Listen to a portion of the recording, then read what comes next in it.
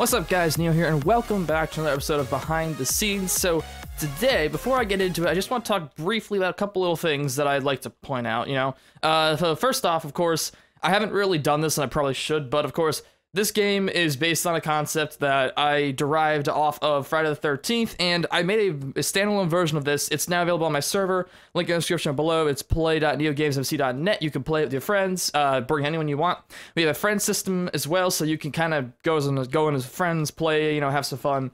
I should probably mention that, because this is a series that is I took this and made that, so I should probably mention that. And of course, secondly, well, actually, second and thirdly. So secondly, this channel is at 87,000 subscribers, so thank you guys for that crazy achievement, but 100,000 is only 13,000 away, like 12,500 something. So if you guys, I'm trying to get to 100,000 before 2018, which that, compared to all the journey that's been so far, it's doable. It's very much doable, but it's going to be tight. So if you guys are new to the channel, hit that like button down below, hit that subscribe button. Let's get to 100,000. I bet we can do it. Yeah. And the third thing I want to touch on briefly is there's been a lot of talk about like the Minecon Earth parties and then Mindfair convention. I was chatting with Sally about like Mindfair, and she said it was a lot of fun. So Mindfair, unfortunately, all their locations this year were way off in the West Coast. So I'm hoping they'll come to the East Coast this year coming up, or next year, 2018. Because I want to attend a couple, or I want to attend the one that's closest to me, so that way I don't have to drive from like here to California, like I was thinking about doing for Minecon last year, so last year. So yeah, basically, I'm thinking about attending a Minecon Earth party. Haven't fully decided. I talked about that briefly in the stream yesterday, but if I do decide to go to a Minecon Earth party, I'll make a YouTube video telling the location if I'm going to go, and I'll just see, is it people who are going to be there, should I go? Or is it going to be like I go there and like I can actually talk to some of you guys and say hi? So, let me know. Without further ado, let's get into this. So, again, this week, kind of blanking on ideas, so especially as I've always been saying, if you have ideas, description below or tweet them at me, and I'm going to start doing shout-outs. The people who contribute the ideas, to, like, the ones who give me the core idea of mechanics, I'll shout you out in these videos. I'll write down my notes, and I'll leave it up on my other monitor when I'm doing this, so that I can, like, properly thank you guys for your ideas. But this week, I don't think any of these ideas came from comments. In fact, I think I got one concept from somebody. One of these three, I'm pretty sure, was from somebody. Okay, yeah, somebody commented the first one I'm about to do here, but the other two, the one was recycled, and the other one was I came up with it. So we're gonna start with this one. This is called the Flash Bang, and the base idea is it's a literal, like, you just chuck it and you just try and hit the kill with it. It's an actual like projectile. The Flash Bang, you just chuck it. If you hit the killer, it's like, bam, smacks you in the face. You get a loud noise, slight slowness and blindness for a second. It's really not a very useful thing, because if you've been spotted, you can only use it when you've been spotted. So it's only a way to slow them down. Inevitably, they will find you, unless you can do it and then juke or something. So the base idea of this is kind of like, can I stall them once they found me? So instead of this being like a really useful thing, it's kind of more or less like a save my skins for 10 seconds power up. So this is much simpler than most things I make on the series. This is a very simple concept. All I have to do is make sure I track the snowball, and then make sure it does its thing when it hits a player. So, first thing we're going to do is assume a snowball, just period. You check a snowball, nothing happens. Nothing happens until it hits somebody. So the snowball hits somebody when it's found within 3 blocks of adjacent player. Then it adds the tag snow hit to that person. And then, now that's basically the hardest part of the whole thing. Now we have a play sound command relative to him, play sound, yada yada yada. The reason I do an execute in the play sound is the play sound executes from somebody. If I didn't have an execute in here, it would play sound right here. You could theoretically make the play sound and then make the volume like 160,000, so that'd be this number here. You can make like 100,000 or something and it'd be fine. But for my own practice, I just do execute yada yada play sound, just for simplicity purposes. And it's an easier way to do it, so that you don't have to deal with like player can't hear the sound or whatever. And of course, next we're gonna add blindness and slowness to the killer. This is just enough to like slow them without stopping them. And then we're going to make little particle effects around them to let you know that you hit them. And then, of course, remove the tag. Nice and simple. That is that. Now, I'm going to actually talk about... Oh, I forgot that there's this mod that does that. Okay, when you type the letter P, it tries to bring up a potion menu. So the second thing is I repurposed the camera. And the camera, if you guys remember from way back when, I gave the camera to the killer, and I assumed that it would be used, you chuck it on the ground, and then it scans for survivors around that. It wasn't really used because the way the game initially started was it was more of a hide-and-seek feel. There was less juking and attempting to get away. It was more or less if you were found, that was it. So, it wasn't really used. It was used a couple times, but it never actually did anything. So I decided to repurpose it and use it as a killer detection instead.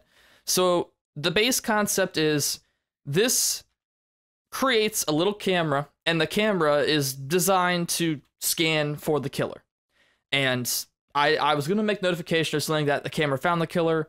I think I have to double check that. I'm pretty sure I turned that off because I didn't think it really did anything. I'll have to double check that. So the first thing, as always, we got to mark it as an item. This was made way before I started using tags for stuff that you just deploy to hit the ground. So this is when I was signing IDs. This is actually, ironically, the first ID thing I made for the killer, which is ID 100. So you drop it on the ground, so you throw it. I know it's a item 100, now I know it's a camera. And then, of course, I have to wait for it to hit the ground. So once it hits the ground, it's going to add the tag grounder, because I have to make up new ways of spelling a tag with ground in it, and for every new trap that hits the ground. Once it hits the ground, which is the on ground colon 1B, it'll add the tag grounder to it. And now, all I do is, as soon as it has the tag grounder, spawn the armor stand, and then, yeah, and then kill the item. Relative to the camera, kill the item that spawned the camera. And now, we just have a camera sitting here that doesn't do anything. So, of course, the next thing I have to do, this is an aesthetic thing. I made it so it's spun, because it's just, why not? So, relative to all players, there's a camera within 30 blocks of you, add a tag spin to it, spin makes it spin, and then remove the tag spin. Nice and simple. Now, these are all blank. I think I had something for this. I think I had a title in there. I think I took it out. Again, I make changes to these things pretty often. All right, next thing we're going to do is relative to the camera, if Jason is found within 30 blocks, add a tag detect to them. And this is... I didn't just do that. I hit Q instead of W. So now, once we have found a player who has the tag detect, we're going to add the tag back to the camera called glow.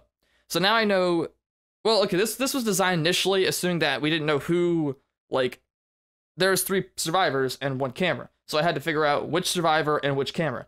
So this is laid out like that. I never changed it. So it finds the Jason player, that Jason player finds the camera. And then, of course, what it's going to do is the player who it catches is going to glow. And then I also made it so the camera glows, but it only glows...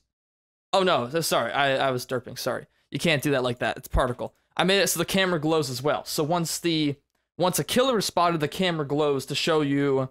Well, okay, the honest purpose of that is just simply... I couldn't think of any reason not to make it glow, but there's no reason that it should glow. So it's just, I made the camera glow. I don't know. While the camera's being used, it glows, and so does the killer. That's about it. I have no explanation for why I decided to do that. Yeah, see, I bleeped out these title commands. I didn't see a reason to have them. And then, of course... Oh, okay, so it tells the killer that they've been spotted. This is just a couple title commands. Nice and simple. And it moves the tag detect, and that's it. So if I joined the Jason team... Now you can see, it's a little trippy, there's mods and stuff that make it mess up, but you can see the camera's glowing, and I am glowing as long as I'm in the region. But if I leave the region over here, if I go over here far enough, it no longer glows for me. My throat is killing me, hold on. And our last power, I was going to say trap, but it's actually the killer's thing. The last thing of the day is the... What did I even call it? The floor is lava, is that what I called it? I couldn't come up with any name for it, so I called it that. The base idea of this, like I say for everything, is a player has to keep moving. They have to. As soon as you use this thing, better keep moving. That's about it. So we have our very usual, like, found a lava bucket, add a tag lava to it, nice and simple. We're going to set the redstone block you see right there. Once it finds that item in the air, puts redstone block there. That's the title command here. Nice and simple as always. And then, of course, kill the item. And now we have turned on this system. And this system is the most complicated thing I've made in a little while. So I'm going to join the players team. Hold on. Scoreboard teams, join player. Let's clear off these effects off me so I can actually see what I'm doing. Okay. So this is a system that increments. This is the same concept I used in Blast Off for anti-cheat, which, as you guys probably know by now, it is not a very sound system. It is very buggy. It can mess up. Not very often, but it isn't a very good anti-cheat. Or anti-camp. It's not a very good anti-camp. So what I'm doing here is every 10 seconds, I spawn an armor stand. So the first second I spawn an armor stand, the 10th second I check if the player is within 10 blocks of that armor stand. So the concept is the player has to keep moving. You can't be found in the same place. Otherwise you'll get, your effect is, you get glow put on you. You don't want that. You really don't want that. But it also, this may be on the remove list because it completely ruins like half the game. There's no more hiding. It's more or less of a crazy game of tag. So don't be shocked if this is gone next week. So I'm putting it on the list. So first thing we're going to do is we're going to increment a counter called stand. Stand is the way I tracked the 10 seconds. So now that we turned it on, we can add 1 to stand every second. And of course, whenever I'm working with this stuff, I always make the timer first, then I append everything at the end. It's not practical, I probably shouldn't, but I do that just for simplicity of like understanding. So if it hits 10, go back to 0, which theoretically gives an extra second, but you'll see why in a minute. The next thing, like I said, so when it hits 0, spawn the armor stand, which is basically just listed as a still tag. So it's like a normal armor stand, nice and simple. As always. I offset it down -2 blocks so that it doesn't show. Like I did that with the recall trap as well. I offset the blocks, I offset the armor stands down so when you don't really see them in game of 3.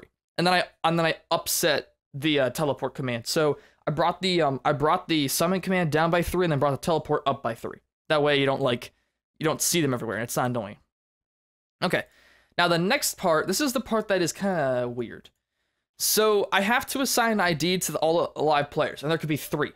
So I said so once the score is 0 on that armor stand, the global armor stand, I'm going to set all players' score of IDs to 0. IDs is my IDing system.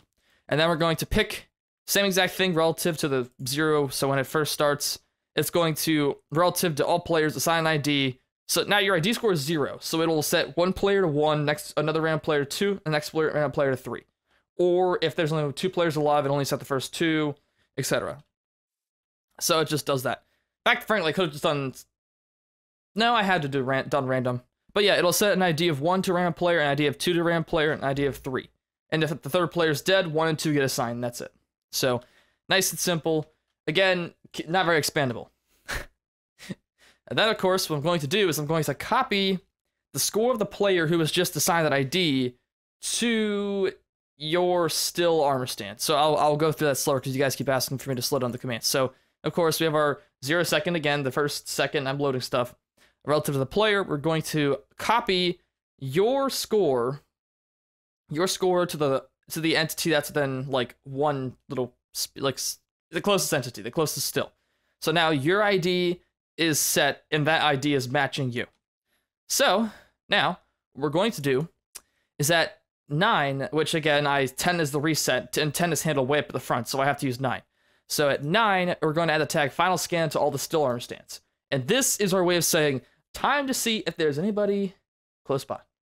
So what we're going to do is, so the ID 1 so tag final scan is how I know it's time to see if the players are there. So ID 1, we're going to check that region and see, is there a player within 10 blocks of here? Add the tag scan find to them. This is how I know the player was caught. Same exact command for each of these, all the different IDs, same exact command. And then here, we're going to start messing them up. So we're going to add the glowing effect to them. We're going to have our title command as always. We do a title that says, you were detected for not moving. There's the title command. I don't talk about the title commands because they're not that difficult. They're just, get them off a generator really is the way to say to do it. All right, we have our final commands. So again, last second we exist, we're going to, okay, here's our clearing. So we're going to remove scan find from everybody. We are going to, actually, I didn't even execute, but whatever, it only exists for 1 tick. We're going to reset everyone's ID score because if we need it for the next, set, and then we're going to kill the armor stands at 9. So the base idea is if I do this, nope. Okay, so I'm gonna wait like 5 seconds or so. All right, we're just gonna chill here. Now I'm gonna go to game mode 3, and you should see an armor stand down. There it is. Okay, so if I'm found near this armor stand in a couple seconds, any moment now, I'm gonna get penalized. Any second now. Any second. There we go. Okay. You're detected for not moving. So yeah, it does that to you. And again, I noticed this too. Kian found it as well. The glowing effect kind of trips out your movement. I think it's a mod confliction between vanilla and smart moving is my guess. Because I have no idea. Like, glowing is a cosmetic thing. What? It doesn't even do anything. It just makes you visible. Why? How would that affect your movement? But again, I'm not a mod developer, so I couldn't answer that question. So that is that. So I'm gonna go back to game mode 1 and turn this off. Shush up. I hear you. Shh. It's all good. Okay, well that is everything for this behind the scenes episode. Hope you guys have enjoyed. If you hit that like button down below and subscribe for more. And I will see you guys in the next video. Peace.